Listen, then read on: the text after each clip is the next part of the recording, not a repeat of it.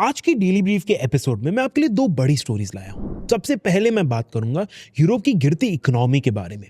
फिर हम डिस्कस करेंगे रशिया के ऊपर लगाए नए ऑयल सैंक्शंस को और वो इंडिया को कैसे इंपैक्ट करेगा।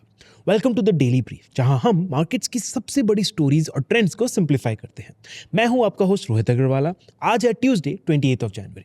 आप हमें स्पॉटिफाई, एप्पल पॉडकास्ट या किसी भी और प्लेटफॉर्म पर सुन सकते हैं। और अगर आप पढ़ना पसंद करते हैं तो हमारी नो स्पैम न्यूज़लेटर को सब्सक्राइब कर लीजिए फॉर अ क्विक रनडाउन। सब लिंक्स आपको डिस्क्रिप्शन में मिल जाएंगे। तो चलते हैं हमारी पहली स्टोरी पर। पहली स्टोरी मैं आपके लिए एक सवाल से शुरू करता हूँ। दुनिया में कितने सुपर पावर्स हैं? एक तो ऑब्वियस है, यूनाइटेड स्टेट्स। एक और है जो सुपर पावर इन वेटिंग कहलाता है, चाइना। भले ही चाइनीज लोगों का standard of living western countries के बराबर ना हो, लेकिन अपने नेशनल पावर के कारण चाइना भी एक ग्लोबल सुपर पावर है।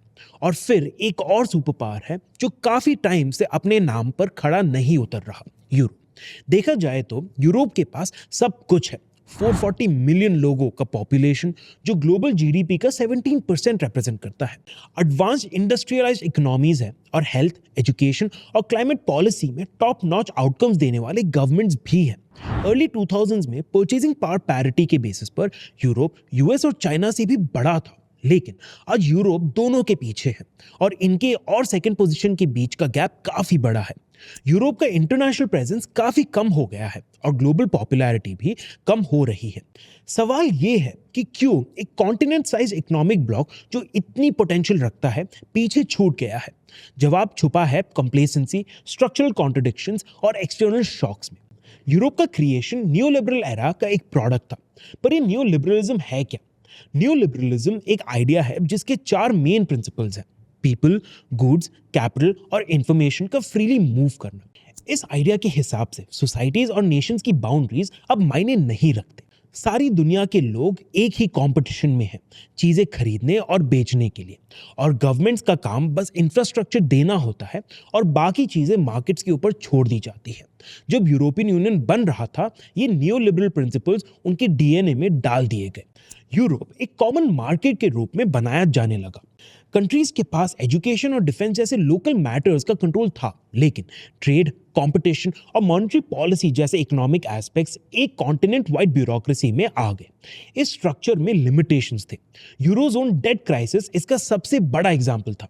कंट्रीज के पास अपनी करेंसी का कंट्रोल नहीं था और गवर्नमेंट स्पेंडिंग पर स्ट्रिक्ट लिमिट्स थे। जब क्राइसिस आया तो उनके पास इन प्रॉब्लम से निपटने के लिए कोई तरीके नहीं थे। पोर्चुगल, इटली, ग्रीस और स्पेन जैसे छोटे देश इसके सबसे बड़े शिकार बने। लेकिन स्ट्रक्चर को बदला नहीं गया, क्योंकि उस वक्त तक ये काफी हद तक काम कर रहा था। यूरोप के पीक टाइम पर उसके पास 3 बड़े एडवांटेजेस थे। पहला, openness to foreign trade. Europe की जीडीपी का लगभग आधा हिस्सा फॉरेन ट्रेड से आता था, जिसमें यूएस का कंट्रीब्यूशन काफी ज्यादा था। इस वजह से ये ग्लोबल कॉमर्स का हब था। दूसरा एडवांटेज था यूएस का सिक्योरिटी अम्ब्रेला। पार्ट में यूएस यूरोप का एलाई था और डिफेंस का एक बड़ा कॉस्ट कवर करता था। इसके कारण यूरोप अपने रिसोर्सेज इकोनॉमिक और सोशल डेवलपमेंट में लगा सकता था। और तीसरा और आखिरी एडवांटेज था चीप रशियन एनर्जी। 1990s के बाद से रशिया यूरोप को सस्ता एनर्जी सप्लाई करता रहा, जो इंडस्ट्रीज और हाउसहोल्ड्स को फ्यूल करता था। इन एडवांटेजेस ने यूरोप का स्ट्रेंथ कई डेकेड्स तक बनाए रखा, लेकिन ये कंप्लेसेंसी भी ले आया। इंफ्रास्ट्रक्चर और एजुकेशन में इन्वेस्टमेंट स्टैग्नेट हो गए और प्रोडक्टिविटी भी गिर गई। पिछले एक डेकेड में यूरोप एक के बाद एक क्राइसिस का शिकार रहा है। पहला क्राइसिस था ब्रेक्सिट। ब्रिटेन के ईयू से निकलने के बाद यूरोपियन यूनियन की यूनिटी वीक हो गई। यूरोप के खिलाफ कंट्रीज में ओपिनियंस और ज्यादा स्ट्रांग हो गए। ट्रंप का इंपैक्ट भी प्रॉब्लम्स लाया। ट्रंप ने यूएस यूरोप के डिफेंस टाइज पे सवाल उठाए। यूएस का सिक्योरिटी अब पक्का नहीं रहा, जो यूरोप के लिए चिंता का कारण बन गया। तीसरा प्रॉब्लम था कोविड-19। यूरोप पैंडेमिक से सबसे बुरी तरह से अफेक्टेड रीजन्स में से एक था। कोविड-19 के इकोनॉमिक और पॉलिटिकल इंपैक्ट्स अभी तक दिखते हैं। और आखिरी क्राइसिस था रशिया का यूक्रेन में इन्वेजन। इस इन्वेजन के बाद Europe cheap Russian energy access नहीं कर सकता था। आज जर्मनी के एनर्जी कॉस्ट यूएस के कंपैरिजन में 3 से 5 गुना ज्यादा है। आज यूरोप के मेजर इकोनॉमी स्ट्रगल कर रहे हैं। जर्मनी रिसेशन में है, फ्रांस पॉलिटिकल डेडलॉक का शिकार है और इसका ग्रोथ भी स्लो है। ऑस्ट्रिया और नेदरलैंड्स जैसे कंट्रीज भी एनर्जी और लेबर शॉर्टेजेस की वजह से स्लो ग्रोथ देख रहे हैं। जर्मनी का ऑटो इंडस्ट्री, जो कभी दुनिया में सबसे अच्छा माना जाता था, अब एग्जिस्टेंशियल क्राइसिस में है। मैन्युफैक्चरिंग जायंट्स अपना प्रोडक्शन यूएस शिफ्ट कर रहे हैं और यूरोप का टॉप टैलेंट भी वहीं जा रहा है। एरोस्पेस, फार्मास्यूटिकल और ग्रीन टेक्नोलॉजी जैसे इंडस्ट्रीज अभी भी स्ट्रांग है। नोवो नॉर्डिस्क का ओजेम्पिक लास्ट ईयर का सबसे बड़ा मेडिकल ब्रेक थ्रू था। पोर्चुगल, ग्रीस, इटली और स्पेन, यानी वो कंट्री जो यूरोजोन क्राइसिस में सबसे बुरी तरह अफेक्टेड थे, अब इकोनॉमिक ब्राइट स्पॉट्स बन रहे हैं। मारियो द्रागी की लीडरशिप में यूरोप ने क्राइसिस के वक्त सर्वाइव किया था। अब उन्होंने एक 300 प्लस पेज का रोड मैप पब्लिश किया है जो रिफॉर्म्स और इन्वेस्टमेंट्स के लिए एक स्ट्रॉन्ग केस बनाता है। यूरोपियन कमीशन ने कुछ रिकमेंडेशंस ऑलरेडी अपने 5 ईयर एजेंडा में डाल दिए हैं। ये सब सॉल्व करना आसान नहीं होगा, लेकिन दुनिया के तीसरे सबसे बड़े सुपर पावर को पूरी तरह हारा हुआ मान लेना गलत होगा।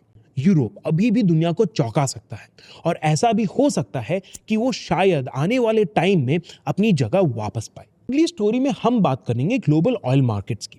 जब यूनाइटेड स्टेट्स ने इस महीने रशियन ऑयल पर नए सैंक्शंस लगाए तो काफी लोग, खासकर इंडिया में, सरप्राइज हुए, क्योंकि अभी इंडिया के टोटल ऑयल इंपोर्ट्स का 1/3 हिस्सा रशियन क्रूड का है। ये नए सैंक्शंस रशिया के ऑयल रेवेन्यूज को डिसरप्ट करने के लिए है। ये प्रोड्यूसर्स, टैंकर्स और इंश्योरर्स तक को टारगेट करते हैं। लेकिन इंडिया के लिए ये एक और टेस्ट है कि कैसे वो इस कॉम्प्लिकेटेड एनर्जी लैंडस्केप को नेविगेट करेगा। पेट्रोलियम और नेचुरल गैस के मिनिस्टर हरदीप सिंह पुरी ने कहा, My answer to your question is no need for any panic. I would say I wouldn't even characterize this as anxiety. This is the world we live in. NDTV profit को दिए एक interview में उन्होंने बताया कि India की energy security intact है। उन्होंने ये भी कहा कि दुनिया में ऑयल की कमी नहीं है और इंडिया के पास अपना हिस्सा सिक्योर करने का पोजीशन बाकी देशों से बेहतर है। सिचुएशन को बेहतर समझने के लिए चलिए इन सैंक्शंस का ब्रेकडाउन करते हैं। यूएस के नए सैंक्शंस सिर्फ रशियन ऑयल एक्सपोर्ट्स को रिस्ट्रिक्ट नहीं करते, ये रशिया के ऑयल लॉजिस्टिक्स को भी टारगेट करते हैं जो इनके शैडो फ्लीट का हिस्सा है, जैसे कि टैंकर्स और इंश्योरर्स। गोल ये है कि रशिया के रेवेन्यू को स्क्वीज किया जाए जो यूक्रेन वॉर को फंड कर रहा है। ये सैंक्शंस इंडिया के लिए एक चैलेंज पेश करते हैं। डिस्काउंटेड रशियन ऑयल की अवेलेबिलिटी को ये सैंक्शंस और कॉम्प्लेक्स बनाते हैं। ये ऑयल इंडियन रिफाइनर्स के लिए बेनिफिशियल रहे हैं क्योंकि इसके कॉस्ट कम थे। 2022 के बाद इंडिया ने रशियन ऑयल इसलिए लेना शुरू किया क्योंकि वो सस्ता था। इसका रशिया के साथ इंडिया के रिलेशन से कोई लेना देना नहीं है। पुरी ने क्लियरली कहा, if Russian oil is available at good discounts, we will buy it. If it's not, we will buy elsewhere. We buy oil from wherever we get it at the cheapest price. Directorate general of shipping ने recently Russian insurers को approval दिया है जो tankers को Indian port तक ले जाने के लिए कवरेज देते हैं। ये एक तरीके से वेस्टर्न इंश्योरर्स के सैंक्शंस को बाईपास करने का एक स्मार्ट तरीका है और सप्लाई चेन को फिलहाल चालू रखता है। लेकिन यूएस ने एक डेडलाइन भी सेट की है। सैंक्शन रशियन टैंकर्स सिर्फ 27 फरवरी तक इंडिया में अपना ऑयल ऑफलोड कर सकेगा। इसके बाद इंडियन रिफाइनर्स को ऑल्टरनेटिव शिपिंग अरेंजमेंट्स करने पड़ेंगे। लेकिन पूरी इससे ज्यादा टेंशन में नहीं लगते। उनका कहना है the global oil market is not in a state of scarcity. उन्होंने ब्राजील, गुआना और कनाडा जैसे कंट्रीज के प्रोडक्शन बढ़ने की बात की। इंडियन रिफाइनर्स के लिए एक बड़ा फैक्टर है ग्रोस रिफाइनिंग मार्जिन्स या जीआरएम्स, जो ये मेजर करता है कि क्रूड ऑयल को पेट्रोल और डीजल जैसे फिनिश्ड प्रोडक्ट्स में बदलने का प्रॉफिटेबिलिटी कितना है। रशियन क्रूड, खासकर यूरल्स ग्रेड, इंडियन रिफाइनर्स का फेवरेट रहा है क्योंकि इसका जीआरएम काफी अच्छा है। लेकिन रशियन क्रूड के डिस्काउंट्स अब कम हो रहे हैं। पिछले साल की $8.5 पर बैरल से गिरकर अब सिर्फ $3 to $3.5 रह गए हैं। इसके कंपैरिजन में मिडिल ईस्टर्न क्रूड इतना प्रॉफिटेबल नहीं है। बीपीसीएल के director of finance Vetsa Ramakrishna Gupta ने बताया कि बीपीसीएल के रिफाइनिंग मिक्स में रशियन ऑयल का शेयर मार्च तक 30% से गिरकर 20% रह जाएगा। उन्होंने ये भी कहा कि गिरते डिस्काउंट्स रिफाइनिंग मार्जिन्स पर प्रेशर डाल रहे हैं, जो इंडियन रिफाइनर्स को अपनी सोर्सिंग स्ट्रैटेजी बदलने के लिए मजबूर कर रहे हैं।